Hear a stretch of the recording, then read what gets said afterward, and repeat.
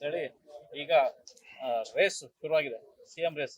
ಅದರಲ್ಲಿ ಜಾರಕಿಹೊಳಿ ಅವರು, ಬೇರೆ ಬೇರೆ MB ಪಾಟೀಲ್ ಅವರು ಎಲ್ಲ ಹೇಳ್ತಾ ಇದ್ದಾರೆ ನಾವು ಸಿಎಂ ಆಗ್ತೀವಿ ಅಂತ. ದೇಶಪಾಂಡೆ ಅವ್ರಿಗ ಬಹಳ ಸ್ಪಷ್ಟ, ಕಾಂಗ್ರೆಸ್ ಪಕ್ಷ ಒಂದು ಶಿಸ್ತಿನ ಪಕ್ಷ. ಕಾಂಗ್ರೆಸ್ಗೆ ಅದಾಗಿರ್ತಕ್ಕಂಥ ಹೈಕಮಾಂಡ್ ಇದೆ. ರಾಜ್ಯದಲ್ಲಿ KPCC ಅಧ್ಯಕ್ಷರು DK ಶಿವಕುಮಾರ್ ಇದ್ದಾರೆ, ಮುಖ್ಯಮಂತ್ರಿ ಸಿದ್ದರಾಮಯ್ಯನವರು ಇದ್ದಾರೆ. ಅವ್ರವ್ರ ಅಭಿಪ್ರಾಯಗಳನ್ನು ಅವ್ರವ್ರು ಹೇಳಿದ್ದಾರೆ. ಅಭಿಪ್ರಾಯ ಅಂತಲ್ಲ, ಸುಮ್ಮನೆ ಚರ್ಚೆ ಬಂದಾಗ ಅವರು ಒಂದು ರೀತಿಯಾಗಿ ನಾನು ತಮಾಷೆಯಾಗಿ ಹೇಳಿರ್ಬೋದು ಅಂತ ಅಂದ್ಕೊಂಡಿದ್ದೀನಿ. ಮುಖ್ಯಮಂತ್ರಿ ಆಗುವಂಥ ಯೋಗ್ಯತೆ ಎಲ್ಲರಿಗೂ ಇರ್ಬೋದು, ಇಲ್ಲ ಅಂತಲ್ಲ. ಆದರೆ ಅದನ್ನು ತೀರ್ಮಾನ ಮಾಡಬೇಕಾಗಿದ್ದರು ಶಾಸಕರು ಮತ್ತು ಹೈಕಮಾಂಡು ಮತ್ತು KPCCಯ ಅಧ್ಯಕ್ಷರಾಗಿರ್ತಕ್ಕಂಥ DK ಶಿವಕುಮಾರ್ ಅವರು, ಮುಖ್ಯಮಂತ್ರಿ ಸಿದ್ದರಾಮಯ್ಯನವರು.